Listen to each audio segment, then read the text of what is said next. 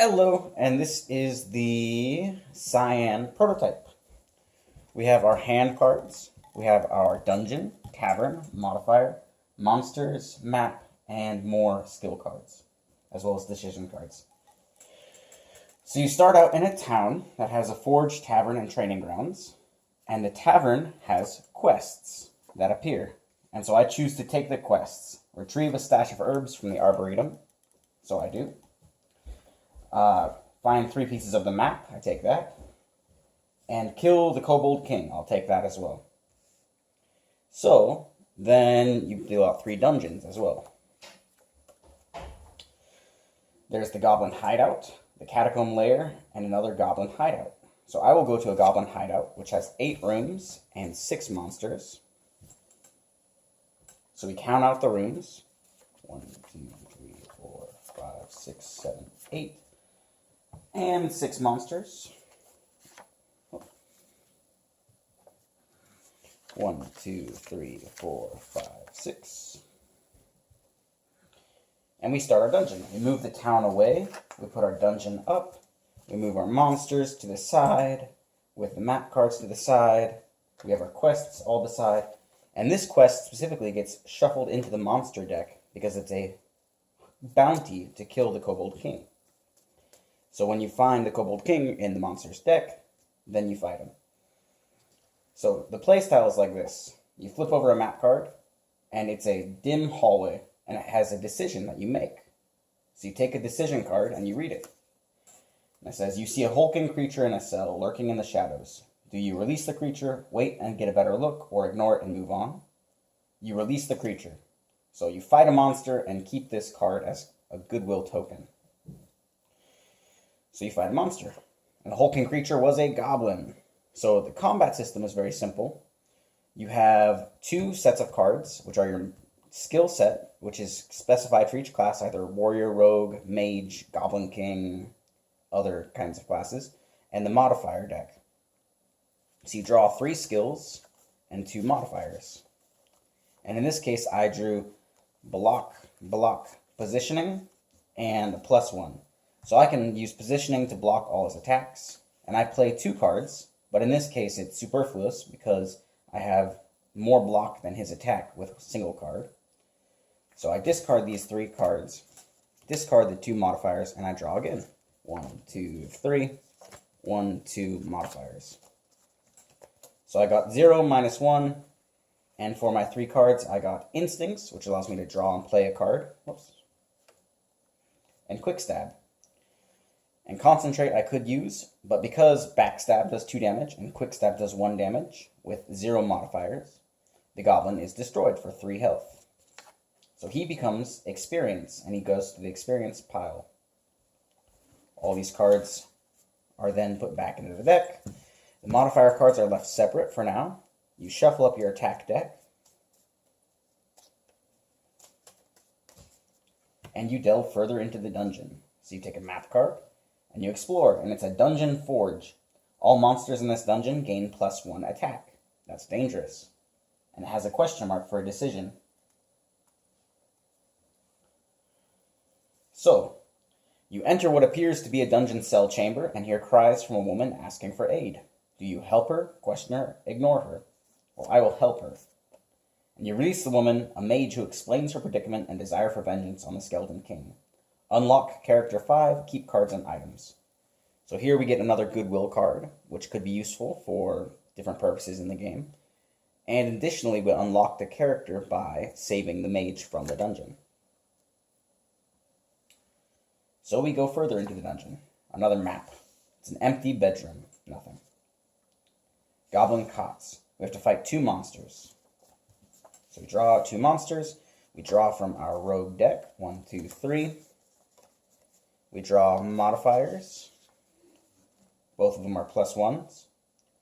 So we play Instincts to draw 1 rogue card and play it immediately, which is mana.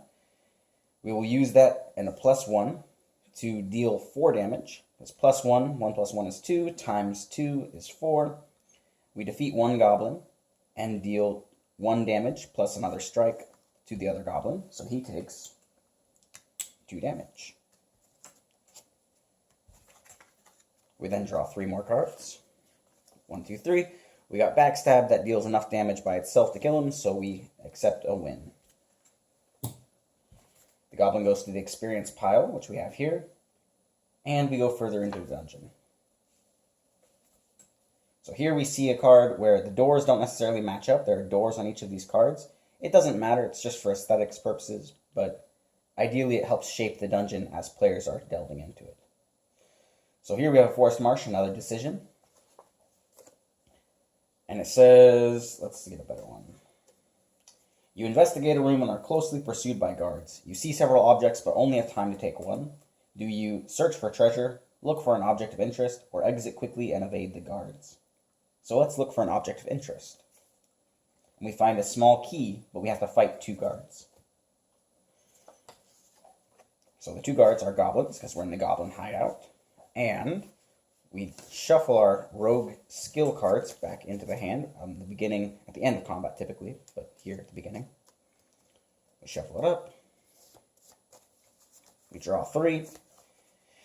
And we have positioning, which has dodge 2, concentrate, and block. So we'll play concentrate to draw 2 cards. We drew backstab and block. So now the best play that we can make is to play positioning and backstab, but we have 2 modifiers still. So we got a +1 modifier. We can use the +1 on the backstab to deal 3 damage and defeat the first goblin. And we can use dodge 2 on positioning to dodge 2 damage, which dodges the second damage, the damage from the second goblin. So that takes us to the next round where we draw 3 more. 1, 2, 3. And we draw 2 modifiers. We got a +1. So we strike and deal instincts, or a quick stab, which deals 3 damage total, which defeats the goblin. And the enemies get harder as you go along, but you get stronger as well. So that defeats those 2 goblins. We're almost done with the first dungeon. And that's pretty much the flow of the game. So we draw a map card, a healing fountain we discover. So we gain 4 experience and heal to max HP. We're already at max HP. We find a library. That's a quest triggering event, but we don't have the quest. We draw from the decision cards. A dim lit path lies before you. Do you light a torch, proceed in the dark, or ignore it? We will proceed in the dark. And we trigger a trap, -2 health. So we lose 2 health because we were dangerous and proceeded in the dark. And then we have our last map piece. So the Grand Foyer. We fight 1 monster. We draw 3 cards. And we have positioning, block, and instincts. So instincts has us draw a card. We concentrate. We draw 2 cards, and we can play 1 free because instincts. So we have positioning, strike, quick stab, block. And we draw 2 modifiers. Both are 0s. And to deal damage, we can quick stab to deal 1 damage. And that allows us to draw a card, and it's a free card to play. So we draw a strike. So we play 2 strikes to deal the rest of the damage to the goblin, and he is defeated. That goes to our experience counter. The rest of the cards get shuffled back into the skill deck. And that's the entirety of the dungeon. However, we do have a tavern card, a quest, left over, because the Kobold King happened to be in this dungeon. And we can fight the Kobold King now. So he has 7 health and 3 attack, and there's a reward of 3 gold pieces for defeating the Kobold King. So we draw 3. We need to shuffle our modifiers, because we're out of modifiers.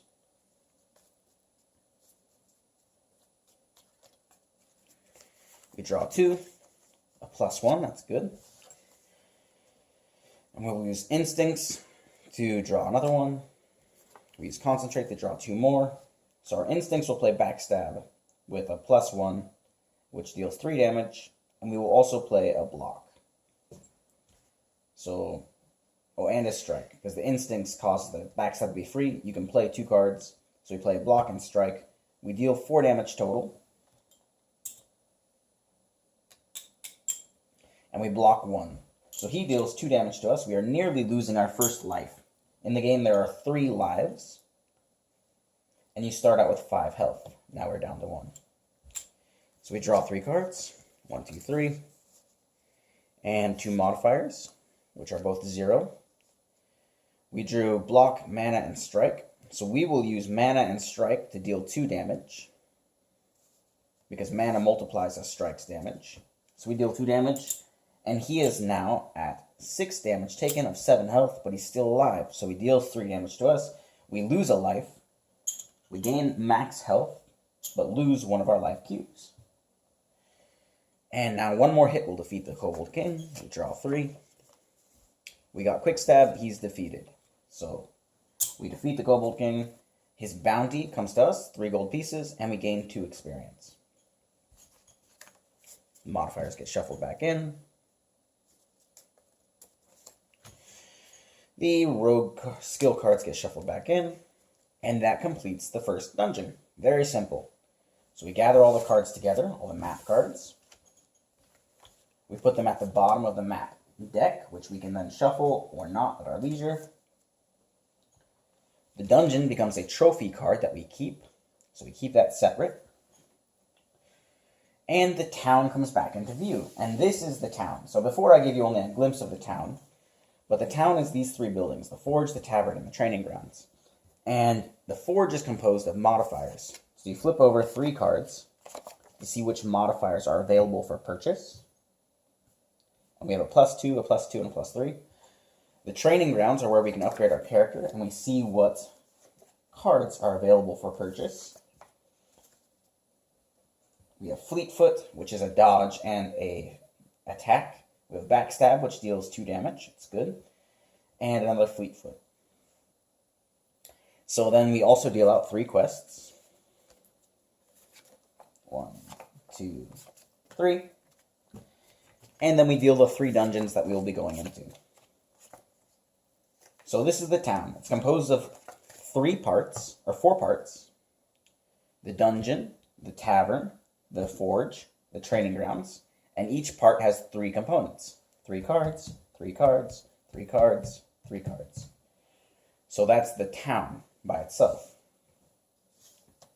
So if we were to play the game, what I would do is I would count up my experience. 2, 3, plus 3, 4 is 7, 8, 9, 10, 11, 12. So I have 12 experience, and Fleetfoot costs 12 experience. So I purchased this, I add it to my skills deck, and now I'm a little bit stronger.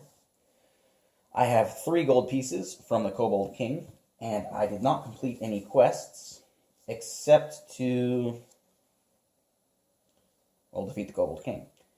So, I didn't complete any quests, I have no gold, but if I had 6 gold, I could purchase a +2 modifier, which would then go to the modifier deck and make me a little bit stronger in that regard. So now that I've purchased my skills, purchased my modifiers, those all go away, back into the bottom of the modifiers deck, back to the bottom of the skills deck. The cards that are left are quest cards and dungeons.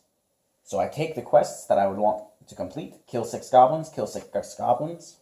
I want to kill goblins because they're easy to fight. And I will go to the goblin lair.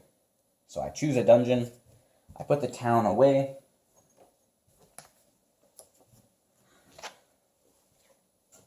By pushing it out. The dungeon we go to goes forward.